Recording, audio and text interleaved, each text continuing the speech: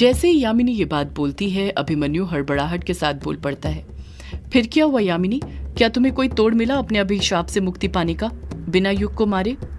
यामिनी मायूसी के साथ जवाब देती है, नहीं अभिमन्यु, मुझे अभी तक कोई तोड़ नहीं मिला, पर मैंने अभी तक उम्मीद नहीं हारी है।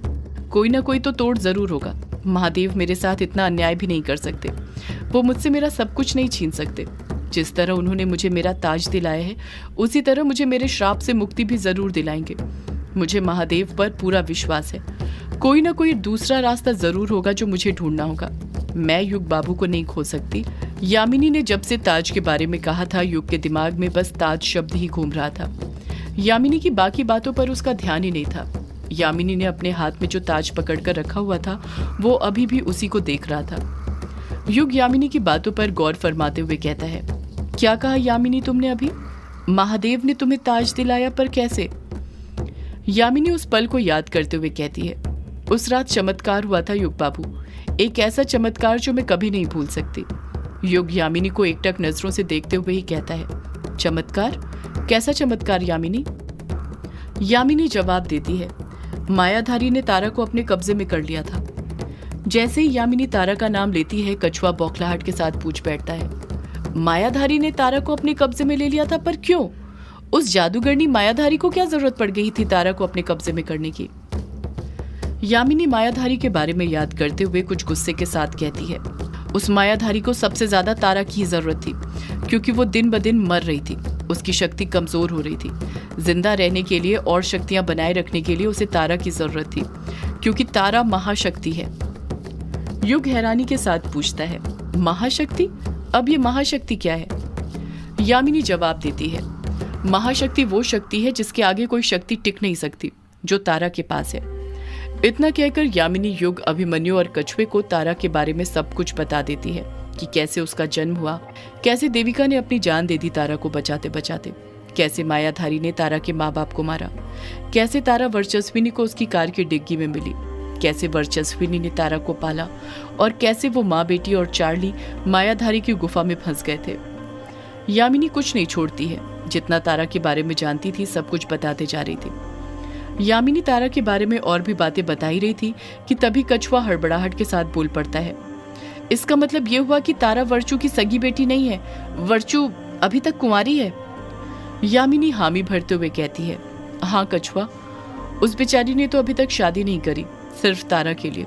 उसे लगता है कि अगर वो किसी से शादी कर लेगी तो उसका होने वाला पति तारा को पिता का वो प्यार नहीं दे पाएगा जो वो चाहती है। और वर्चस्विनी तारा से बहुत प्यार करती है, उसे अपनी सगी बेटी की तरह मानती है, इसलिए वो किसी से शादी भी नहीं करना चाहती। अपनी जिंदगी तारा के अलावा किसी और के साथ नहीं बांटना चाहती। उसने अपनी जिंदगी तारा के नाम कर दी है।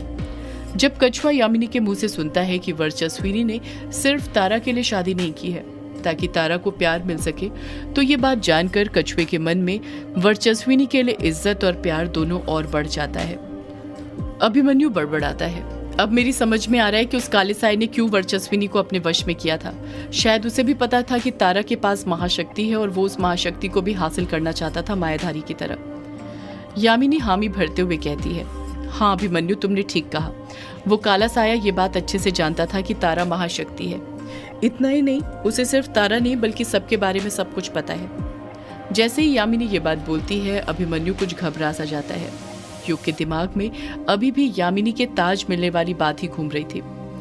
वो फिर यामिनी से पूछ बैठता है, तुमने अभी तक नहीं बताया यामिनी कि तुम्हें तुम्हारा ताज कैसे मिला था? उस रात क्या चमत्कार हुआ था? यामिनी हड़बड़ाहट के साथ कहती है, बताती हूँ युग बाबू, सब बताती हूँ। उस मायाधारी ने अपनी गुफा में सिर्फ तारा, वर्चस्विनी और चार्ली को ही नहीं बल्कि मेरे बाबा को भी बंदी बना लिया था।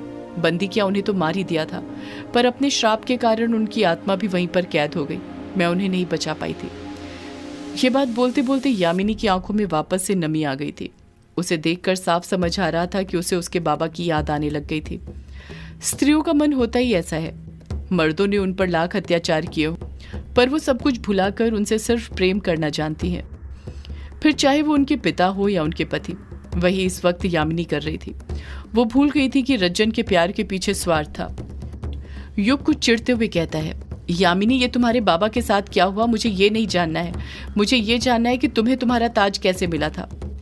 यामिनी एक गहरी सांस लेते हुए कहती है, बाबा ने मुझे सूचक मोती दिया था, जिसके टूटते ही मैं समझ गई थी कि सिर्फ बाबा ही नहीं बल्कि तारा भी मुसीबत में फंस चुकी थी।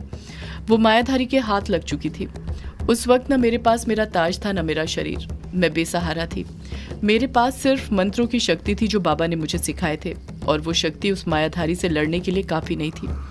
मेरी समझ नहीं आ रहा था कि मैं क्या करूं, कैसे तारा और अपने बाबा की मदद करने जाऊं।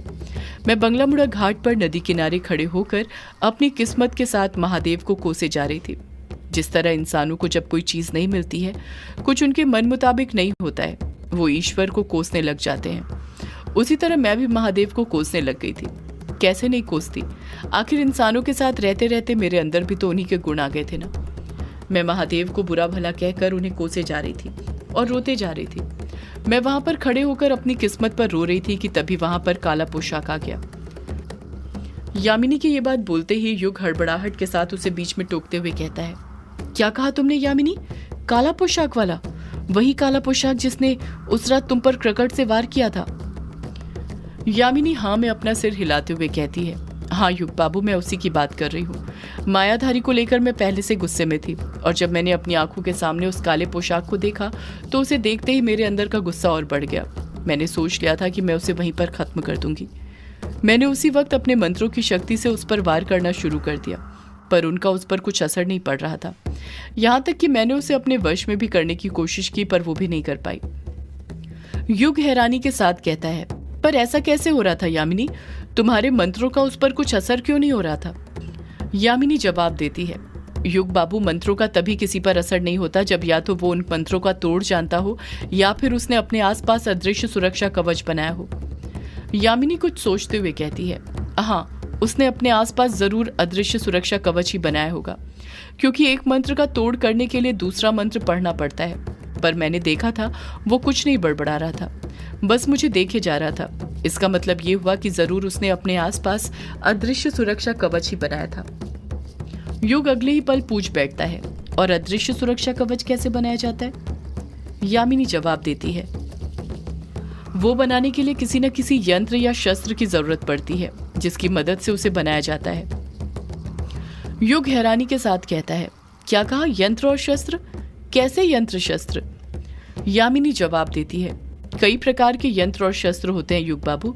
जैसे यामिनी ने अभी अपनी बात कहनी शुरू ही की थी कि तभी अभिमन्यु उसे टोकते हुए कहता है, यामिनी, कितने सारे यंत्र और शस्त्र होते हैं, तुम कितनों के बारे में बताओगी? तुम ये सब छोड़ो, ये बताओ कि तुम्हें तुम्हारा ताज कैसे मिला? क्या चमत्कार हुआ था उस रात? यही तो युग कब से जानना चाहता है। अभिमन्यु बात खत्म करते हुए युग की तरफ देखते हुए कहता है ना युग, मैंने सही कहा ना? तू यही जानना चाहता है ना कि यामिनी को उसका ताज कैसे मिला? युग हाँ या ना में अपना सिर हिलाता उससे पहले ही यामिनी बोल पड़ती है, उस रात जब मेरा कोई भी मंत्र काम नहीं कर रहा था तो मैंने उस काले पोशाक वाले से लड़ने का सोचा, पर पता नहीं कैसे उस काले पोशाक वाले ने मुझे धक्का दिया और मैं नदी में गिर गई। उस रात नदी उफान पर थी, जिस कारण मैं बहने लग गई। बहने के साथ ही मैं डूबने लग गई। ऐसा लग रहा था जैसे कोई चीज मुझे नदी के अंदर खींच रही हो, और जब मैं डूबी उसी वक्त नदी में बर्फ जमने लग गई, और नदी में बर्फ जमने के साथ ही मेरा शरीर भी वहीं पर जम गया था। युग, अभिमन्यु और कछुआ तीनों एकटक नजर से यामिनी को ही देख रहे थे और उसकी बातें सुन रहे थे। यामिनी गुजरे वक्त को याद करते हुए कहती है, मैं कितनी देर तक वहां पर जमी रही मुझे कुछ याद नहीं, बस इतना याद है कि मेरी आंखें बंद होने लग गई थी।